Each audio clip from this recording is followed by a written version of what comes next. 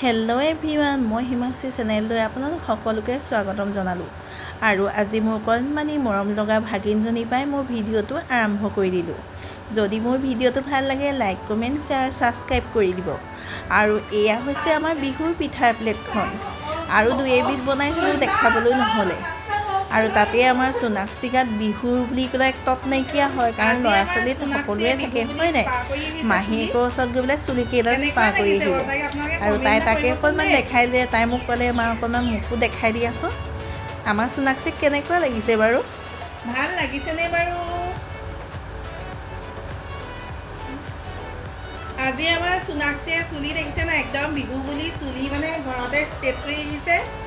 State নহয়, spa কৰি আহিছে, হয়নে বাৰু? আপোনালোকৰ বিহু যা-যোগাৰ কেনেকুৱা চলিছে? যদি আমাৰ শিৱসাগৰীয়া আছে তেতিয়াহ'লে আমাৰ ঘৰলৈ বিহু খাবলৈ আহিব দেই।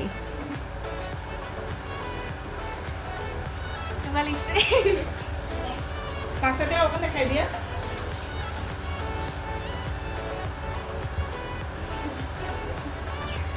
আৰু এইফালে আমাৰ সোণাক্ষী একেবাৰে চাদৰ মেখেলা পিন্ধি মাহীয়েকৰ ওচৰত ৰেডি হৈ গোটেই ক'বই নোৱাৰে, কাৰণ তাই আজি বোলে ৰংঘৰ বাকৰিলৈ যায়। Thank you, same to you. আৰু এয়া চাই যাওকচোন। তাৰপিছত পিছে আমাৰ মাইনীও কমতি নহয়, তাইও ওলাই আছে, একদম মোৰ ফনিয়াই আছে ধুনীয়াকৈ। আৰু সোণাক্ষী একদম পূৰা নাম্বাৰ 1 মাৰি দিছে। বায়েক ক'ৰবাতেই থাকিছে, বায়েকে কৈছে মোতকৈও দেখোন তাইহে ফাৰ্ষ্ট। তাই আমাৰ সোণাক্ষীয়ে ৰাতিপুৱাই গ'ল মাহীয়েকৰ ঘৰলৈ ষ্টাইল কৰিবলৈ। তাই ষ্টাইল কৰোঁতে 2টা বজাত আহি পেলাই ঘৰ সোমাইছেহি।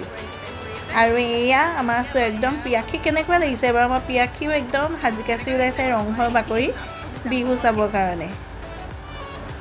মই ভাবিলোঁ তাহাঁতক পঠাই লোৱাৰ পাছতনো কি কৰিম, সেইকাৰণে মই যি টি বস্তু নাখাওঁ, জলপানটো খাবলৈ মনেই নাযায়।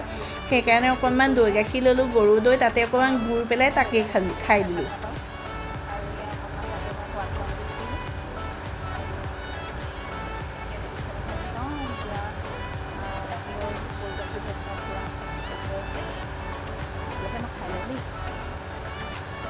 আৰু বিহু বুলিলে জ্যেষ্ঠজনৰ আশীৰ্বাদেই প্ৰধান, নহয় জানো?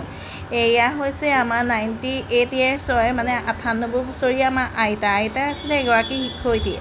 আৰু আমাৰ মা দেউতাকো বিহু বুলি সেৱা এটা কৰিলোগৈ গৈ।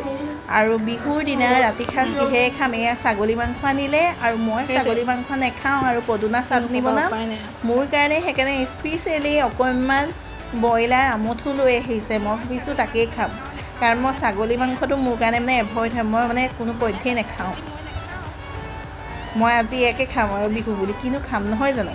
আৰু তাৰ উপৰিও আমাৰ ঘৰতে ফিচাৰীত ধৰি থোৱা মাছ আছিলে, আৰু মাছকেইটা আজি নবনালোঁ, কাইলৈ বনাম বুলি। মাছ মাংস দুয়োটা মানে আমাক খালে, আমাৰ দুয়োটা আমাৰ ঘৰত নচলে, যিকোনো এটা খাইহে ভাল পায়।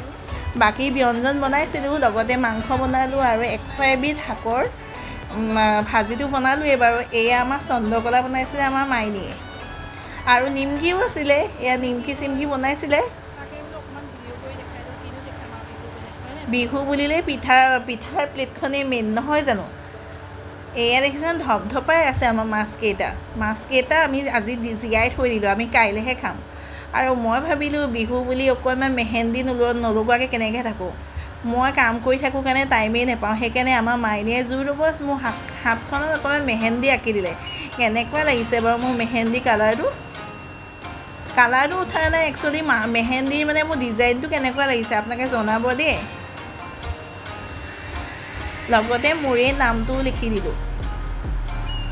আৰু অনাগত নতুন বছৰটোৱে সকলোৰে জীৱনলৈ সুখ শান্তি কঢ়িয়াই আনে, তাকেই কামনা কৰি আজি মোৰ ব্লগ সমাপ্ত মাৰি দিলোঁ দেই।